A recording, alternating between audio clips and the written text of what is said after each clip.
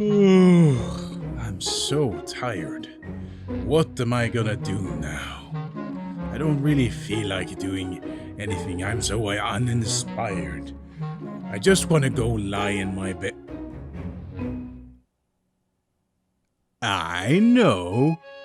What if we make some nice, cozy little beds?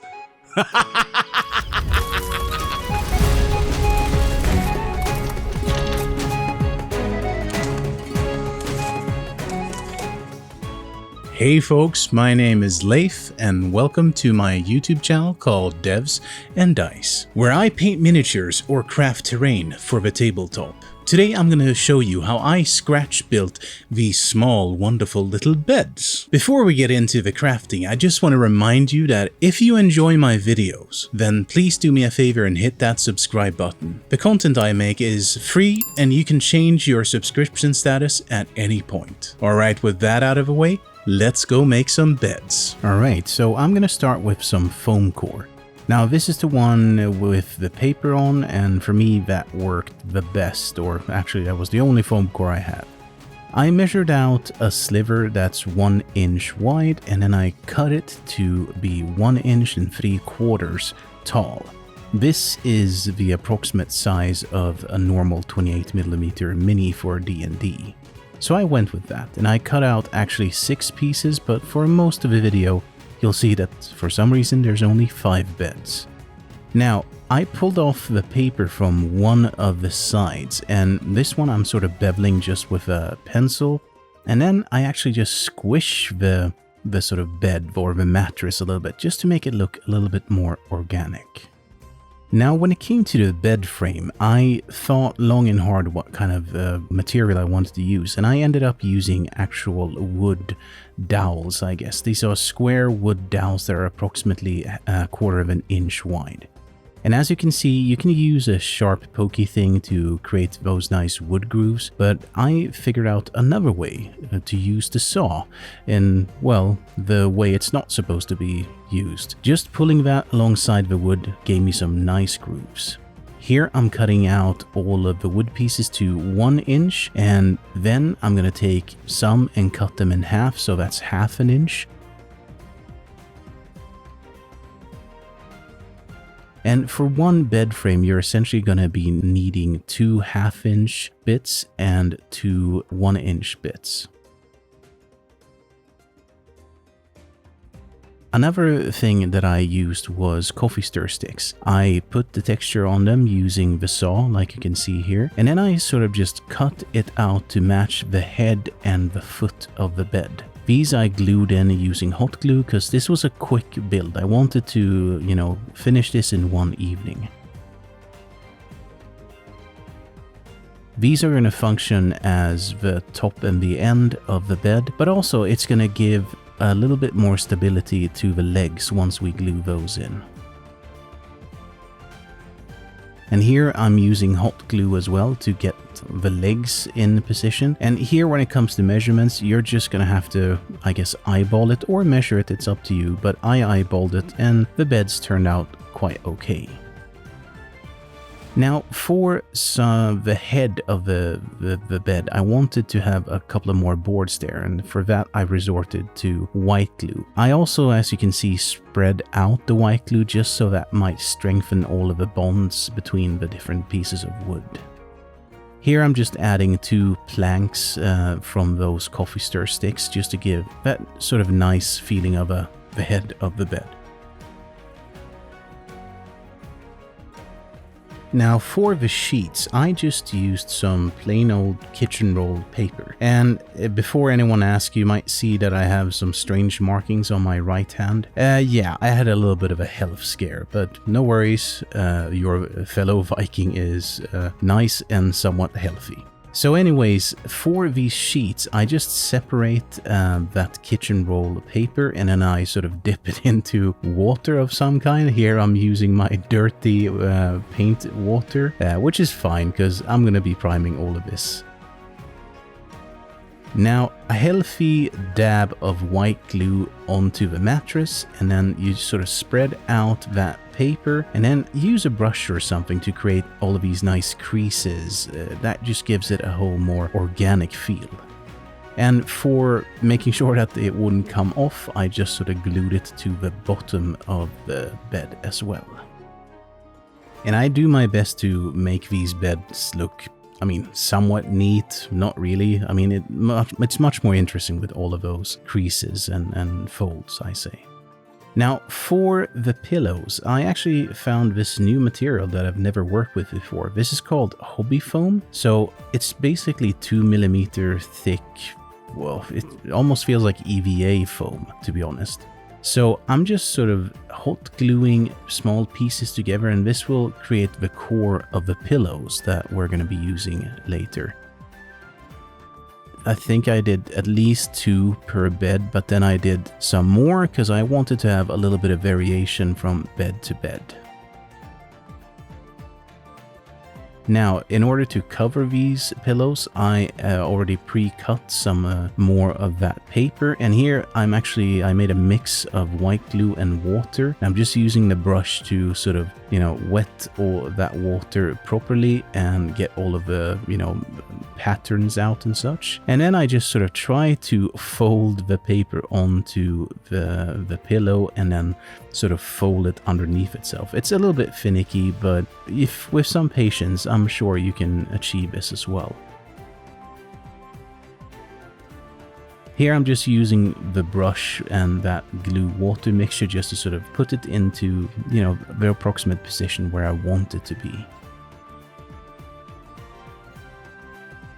Now for the actual covers, I went with the same material, i.e. hobby foam, and here you can see I'm pulling it apart, and that does really 2 things.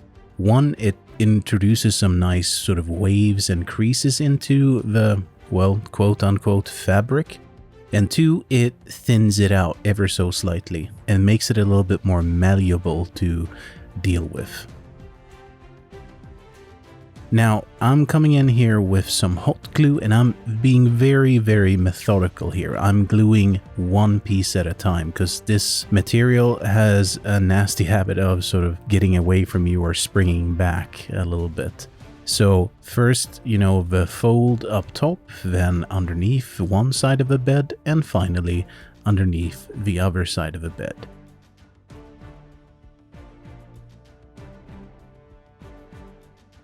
And once I've done all of this, I have what, is a quite solid cover.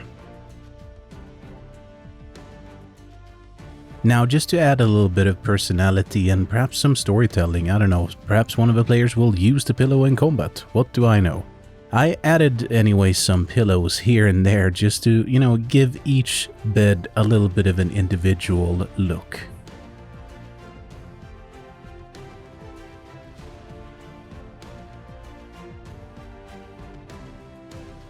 And here they are, and again, for some reason, I'm not sure why, 1 bed is missing here, but that's what it should look like in the end, something like this. Here I'm coming in with the primer that I'm shooting through my airbrush, and it's Panzer Gray, but just so you know, the airbrush isn't really a necessity here. You might as well use a rattle can. I'm just being very, very careful to make sure that I actually hit all of the places, because there's plenty of folds and creases that, can sneak up on you.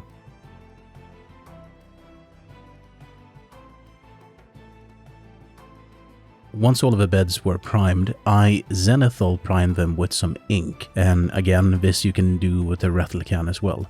The reason why I did this was that I didn't want these beds to look, dulled down, which the black undercoating might do. I wanted to have vibrant colors. For the wood, I'm coming in with a very classical lineup of colors. Rhinox Hide as the darkest one, Mornfang Brown as a mid-tone, and then XV88 as my highest highlight on the wood. Here I'm just making sure that I have a nice solid base coat everywhere. And then I come in and I sort of do an overbrush with the Mornfang Brown. And with this dry brushing, I'm not being very careful or, meticulous that it's supposed to come from one direction. The wood needs to have some character, and, the tone between the Rhinox Hide and Mornfang Brown is quite gentle, so it's all fine. Here I'm using that XV88 and just creating some edge highlighting just to sort of bring out the shape of the bedposts. Here I can't remember what paints, but sort of off-white or cream colored for all of the sheets and all of that, and this was a little bit meticulous to do, but it was fine. Eventually I started with painting the covers, and I think I went with 3 different color combinations, and I tried to actually shade these in a little bit more interesting way. So for my red one, I actually went with a purple sort of undercoat just to, make it seem a little bit more interesting. Here I'm adding to all of those beddings a very washed out Seraphim sepia, no pun intended. And this works kind of nice just to sort of, I hesitate to say dirty it down, but just sort of give a little bit more scale. And when it came to the absolute highest highlight, I just did some very, very crude and simple cross-hatching. I wasn't even that concerned about the scale, because I just sort of wanted these to have some indication of textile, I guess. And at this point, I think it's time to have a look at the final result.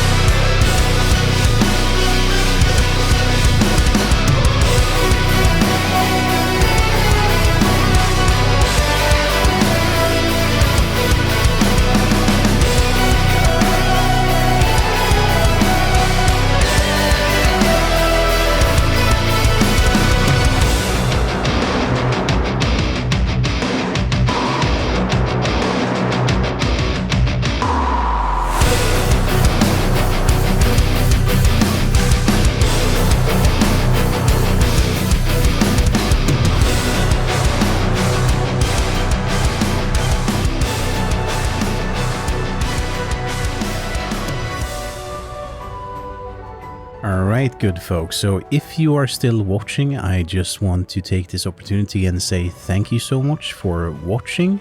And if you liked the video, then do please click the like button, and please consider subscribing if you're not subscribed already. All of this helps the channel out a lot. Now, of course, the best way to help me make more content is to pledge a few dollars and join my Patreon. Joining will give you access to my private Discord server, where I slowly but surely am building a community of creative and supportive people. And on that note, I want to thank my dear patrons for their support over the past weeks. So thank you so much, Andrew Cummings, Michael Milligan, Nicholas O'Sullivan, Rice P, Shane Murphy, Stefan Winter, Sunny Headcase, Volker Göhler, Blake Crowell, Bo Ahlgren, Chris Gropp, and a special shout out goes to my champion and legend level patrons, Chris Sagers, 4BXP, Mad Nurse, and Leander. You are amazing. Thank you so much, everybody. So with this, my dear viewer, I hope you have an awesome day, stay safe, and I will see you in the next video.